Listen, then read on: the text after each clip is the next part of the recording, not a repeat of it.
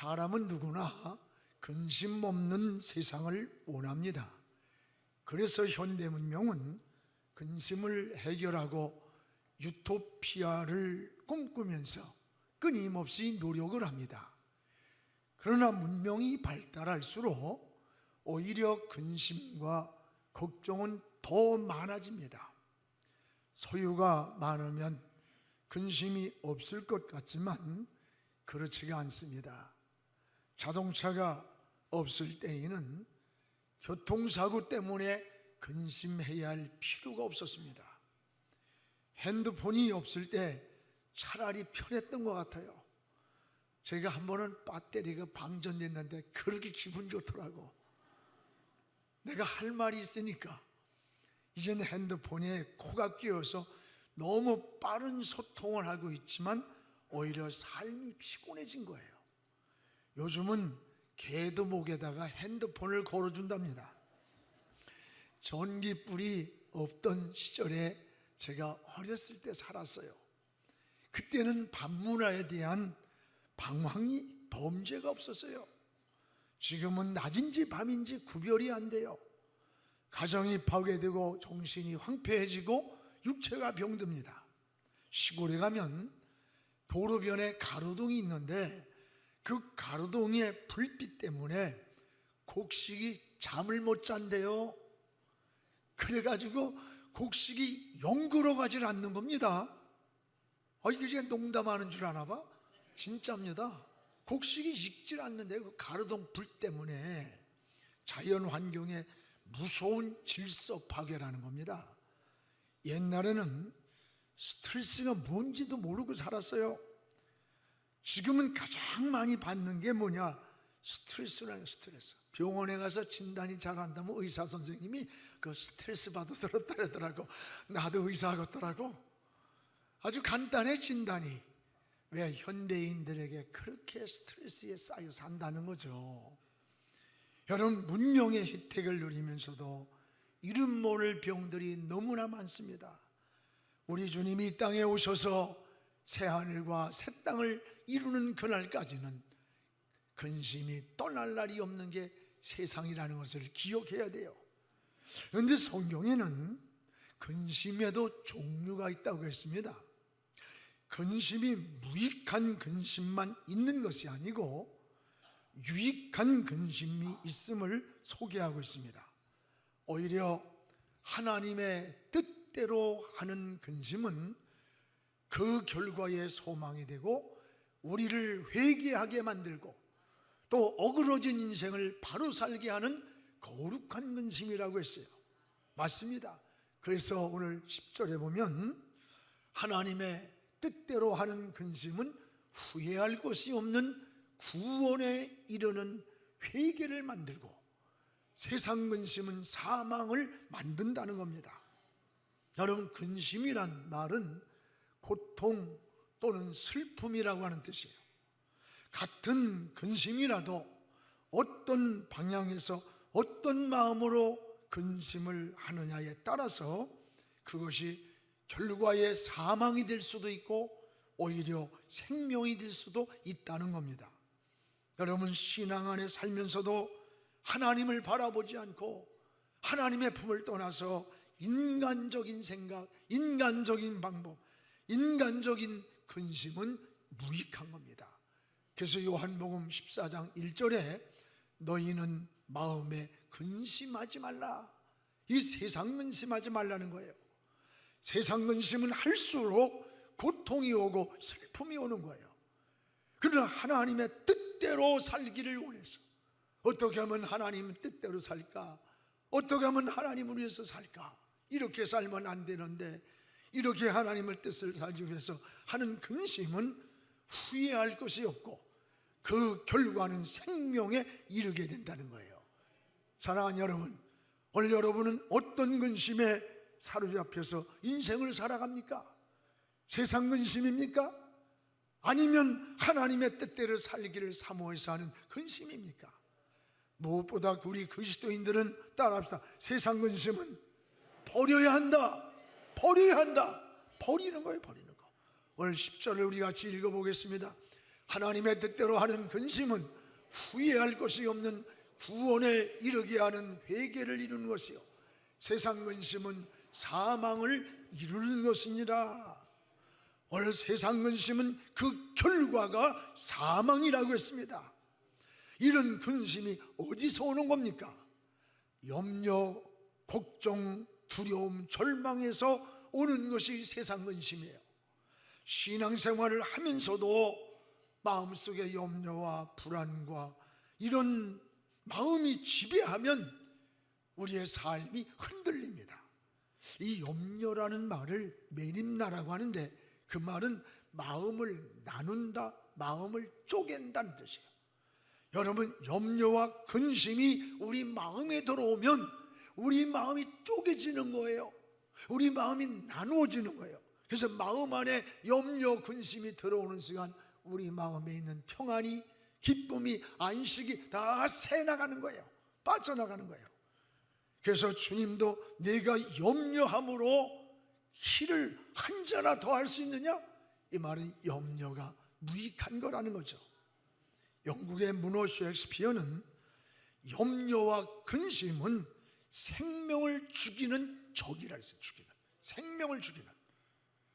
여러분, 세상 근심은 우리의 건강만 해칠 뿐 아니라 우리 삶 전체를 파괴하는 독과 같은 거예요.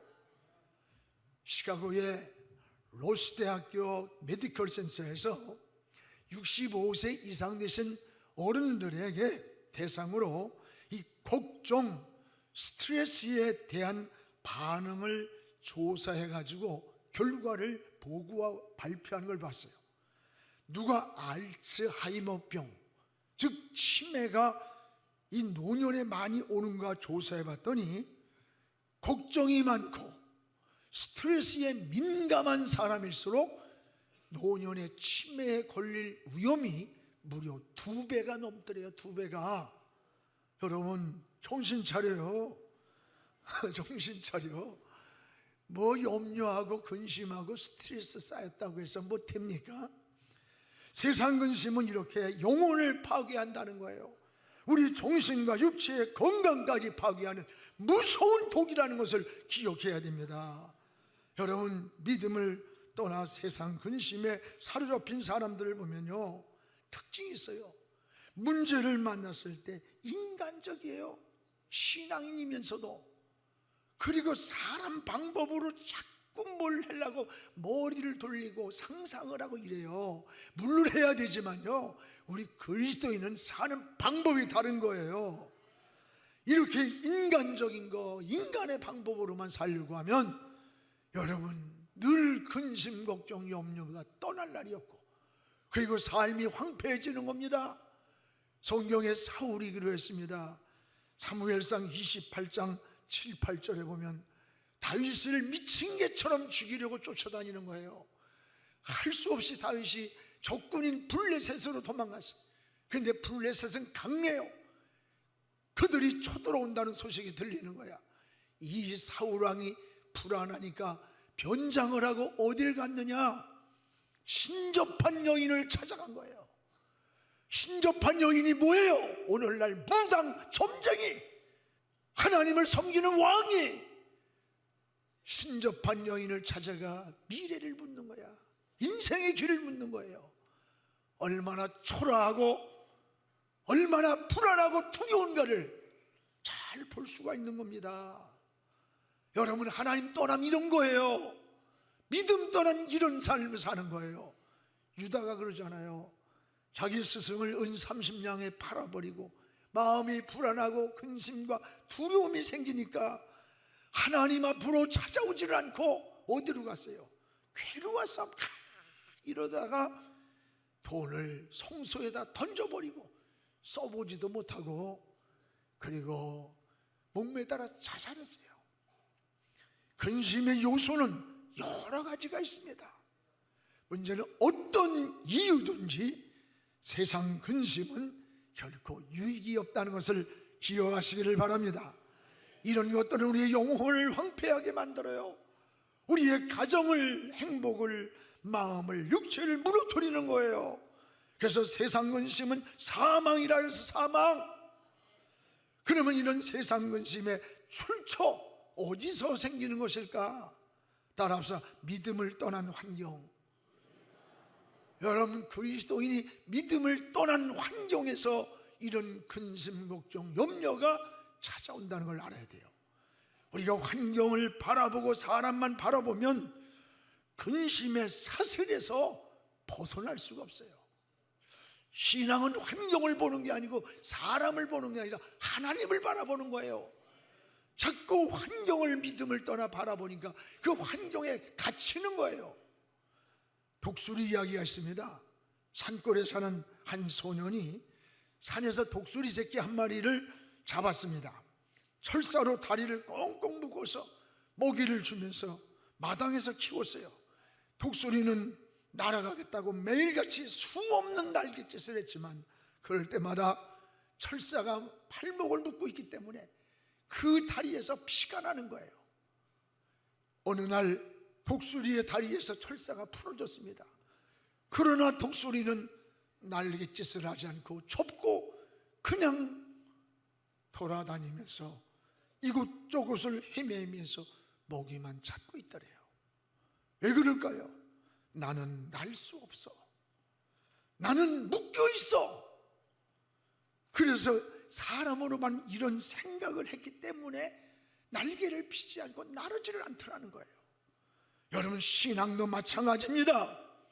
하나님의 능력을 바라봐야 할 우리가 바라보지 않고 자기의 조건과 환경만 바라볼 때 그 생각이 환경에 갇히는 거예요. 우리 생각이, 마음이 환경에 갇혀서 근심, 걱정, 염려에서 벗어나지를 못하는 겁니다. 여러분, 칼빈 강요에 보면 신앙은 뭐냐? 문제 넘어 문제 건너편에 계시는 하나님을 바라보는 게 믿음이라는 거예요. 우리 앞에 많은 산적한 문제들이 있을지라도 그 문제 넘어 계시는 하나님, 그 하나님을 바라보고 나가는 게 믿음인 겁니다. 그래서 여러분, 세상은 끝이라고 할 때 하나님은 시작이 되는 거예요. 의사가 죽는다고 하는데 하나님이 산다고 하면 사는 거예요. 우리는 실패했지만 하나님이 일으켜주면 일어난다고 믿는 거예요. 사랑하는 여러분, 믿음을 떠난 환경이 우리 마음을 가둬놓는 거예요. 생각을 가둬놓고, 그래서 근심과 걱정으로 빠져나가는 거예요. 우리 앞에 있는 많은 산적한 인생의 문제 앞에서 그 건너편에 계시는 저 전능하신 하나님을 바라보시기를 주의 이름으로 축원합니다. 또 하나는 세상 근심은, 따라합시다, 잘못 살았을 때 찾아온다. 우리가 잘못 살았을 때 세상 근심이 찾아오는 거예요. 저 아담과 하와를 보세요. 왜 에덴에 숨었어요? 두려웠어요? 불안했어요? 그게 숨은 거예요. 잘못 살았기 때문에. 뭔가 떳떳하지 않을 때에 우린 세상 근심에 사로잡히는 거예요. 오늘 여러분 가인을 보세요. 창세기 4장 14절에 보면 이렇게 고백합니다.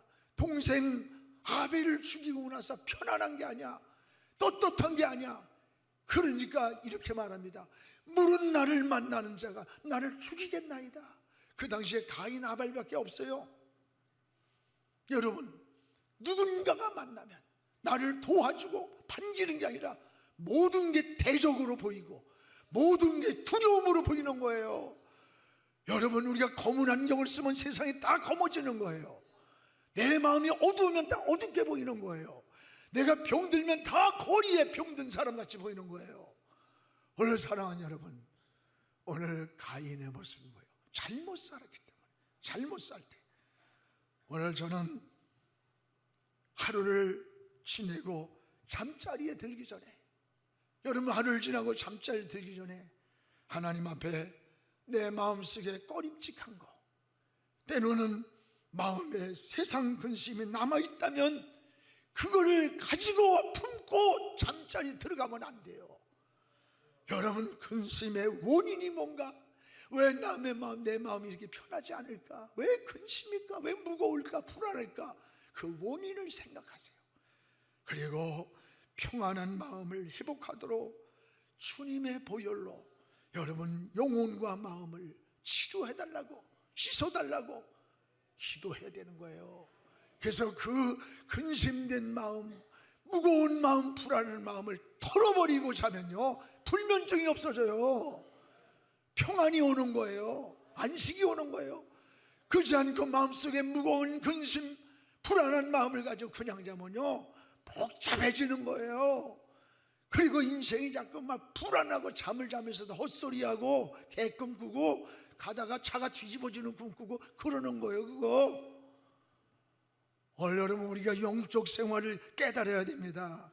세상 근심의 사슬에서 벗어나기를 주의 이름으로 축원합니다. 그런데 근심이 다 무익한 게 아니라는 거예요. 우리 성도가 꼭 해야 할 유익한 근심이 있음을 우리가 알려주는 거예요. 하나님의 뜻대로 하는 근심. 여러분, 성도가 해야 할 유익한 근심이 뭐냐? 하나님의 뜻대로 하는 근심이 있다는 거예요. 이게 무슨 근심일까요?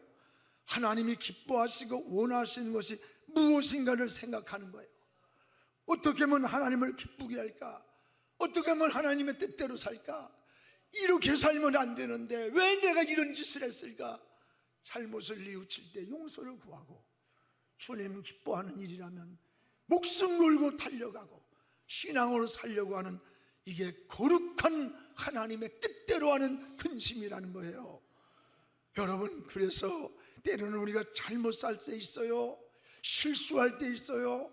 죄질 때도 있어요. 이럴 때에 그냥 아이 무관하고 뭐 그럴 수 있지 뭐 어쩔 수 아니에요. 잘못 살았을 때 막 애통을 하면서, 여러분 회개하면서 하나님 앞에 나가는 거, 이걸 거룩한 근심이라는 거예요. 여러분, 잘못 살았을 때 막 괴로워하면서 몸부림을 치는 거예요. 여러분, 성경에 다윗이 그랬잖아요.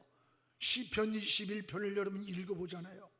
우리아의 아내를 빼앗고 나단의 책망을 들은 이후에 그는 변명하지 아니하고 하나님 앞에 나가서 밤마다 침상이 젖도록 눈물로 하나님 앞에 고백하면서 회개하는 거예요. 그러면서 밤이 새도록 하나님의 영이 내 마음을 지배해 주세요. 내 하나님의 영이 나를 깨끗게 해주세요. 정직하게 해달라고 하나님께 고백할 때, 이게 거룩한 근심, 이것이 유익한 근심, 하나님의 뜻대로 하는 근심이라는 거예요. 하나님은 이런 다윗을 축복해서 그 다윗의 뿌리에서 예수가 나신 겁니다. 하나님은 완전한 사람 아니에요. 허물 실수 많아도 괜찮아요. 우리가 다시 성령의 감동을 받을 때, 성령께서 우리 마음을 터치하실 때, 말씀을 듣다가 찬양하다가 기도하다가 깨달을 때에 변명하지 말고, 잘못했습니다, 내가 어쩌다가 이랬습니까, 다시 이런 짓 안 하겠어요, 용서해 주세요 라고 하는 것이 거룩한 근심이라는 거예요. 이것이 유익한 신앙의 근심이고 이후에는 생명의 역사를 이룬다는 겁니다. 그렇습니다. 여러분, 또 하나는 정직하게 살고자 하는 마음이 거룩한 근심이야. 정직하게 살려는 마음. 정직한 자가 하나님과 축복의 관계를 맺는 거예요. 정직하게 사는 사람은 항상 마음이 편한 거예요. 이 현대인의 스트레스형 정신병의 상당한 원인이, 이 정신병의 현대인들에게 상당한 원인이 거짓을 감추고 있는 자책감과 불안 때문에 그래 온답니다. 또 하나는 뭔가니, 정직한 사람은 항상 평안한 마음으로 사는 거예요. 정직하니까. 그러나 거짓은 불안한 거예요. 불안해. 왜? 언제 그 거짓이 드러날지 모르기 때문에 불안한 거예요. 미국의 소설가 마크 트웨인이 쓴 그 책에 보면 이런 말이 나요. 당신이 정직한 마음을 가지고 진실한 말을 한다면 당신은 아무것도 기억할 필요가 없다. 왜? 자기가 언제 어디서 무엇을 누구한테 했느냐, 이것을 기억해 내려고 스트레스를 받을 필요가, 고민할 필요가 없다는 거예요. 왜냐하면 진실은 언제나 같은 말을 한다는 거야. 너 어디서 태어났니? 그거 언제 물어도 나 다 알아. 왜? 내게 주어진 실제이기 때문에. 그걸 꾸미려고 할 필요가 없는 거예요. 꾸미려고. 오늘 여러분, 거짓을 말하면 늘 기억해 놔야 이게 거짓말이 안 되니까 스트레스를 스스로 받는다는 거예요.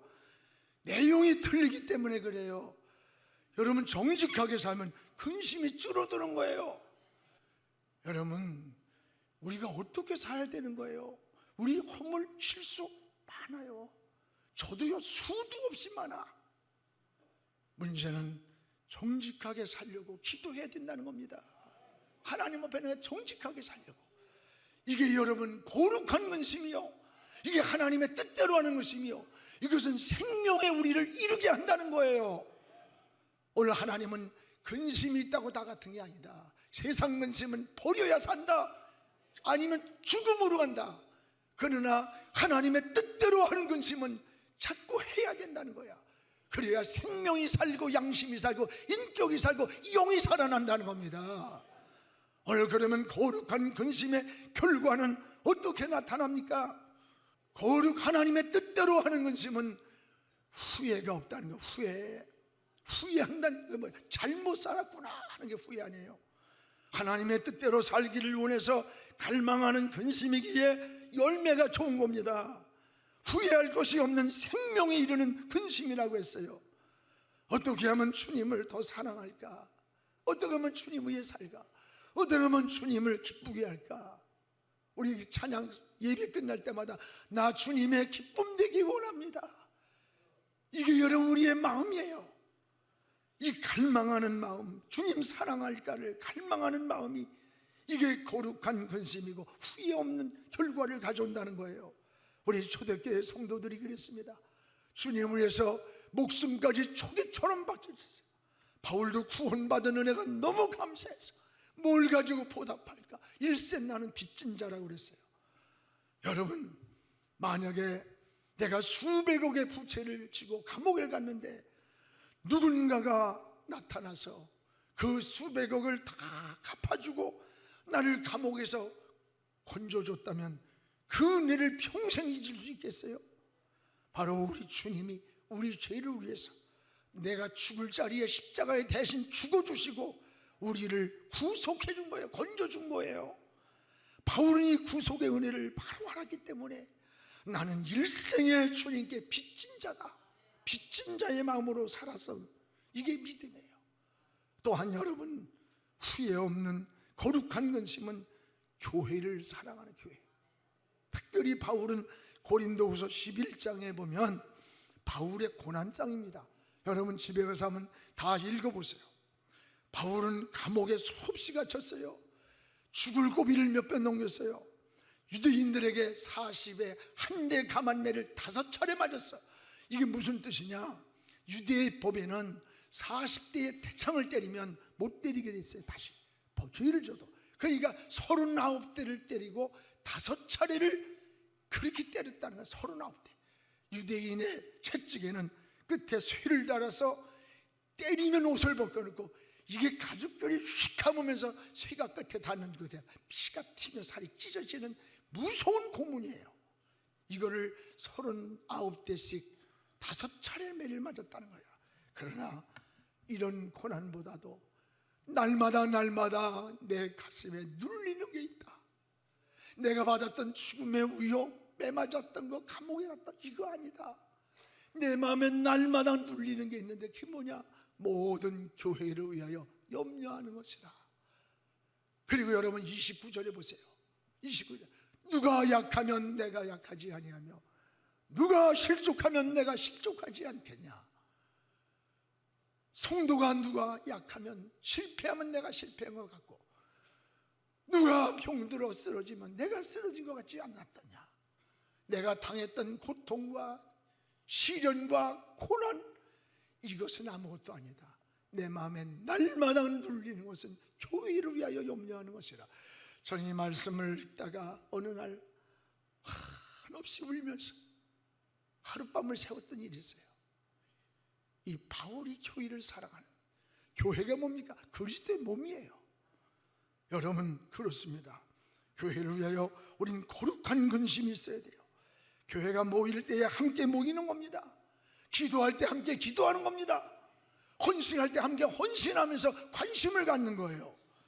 이게 여러분 우리의 거룩한 근심이라는 거예요. 사랑하는 성도 여러분, 지금 이 시대에는 거룩한 근심이 필요한 시대예요. 세상 근심을 버리십시오. 이제 마음속에 세상 근심을 버리시기 바랍니다. 그리고 하나님의 뜻대로 하는 거룩한 근심을 갖기를 바랍니다. 이게 은혜와 축복이 되는, 회복되는 비결입니다. 어떻게 하면 믿음대로 살까? 어떻게 하면 하나님을 기쁘게 할까? 때로는 자신과 이웃과 교회를 위해서, 그리고 내 나라 내 조국을 위해서 때로는 눈물을 경험하기도 하고 금식도 하고 철야도 하고 작정기도도 하면서 거룩한 근심이 필요한 거예요. 이러한 거룩한 근심 위에 하나님의 진정한 은혜, 진정한 축복과 영생과 평안과 하나님의 축복이 있다는 것을 기억하시기를 주의 이름으로 축원합니다.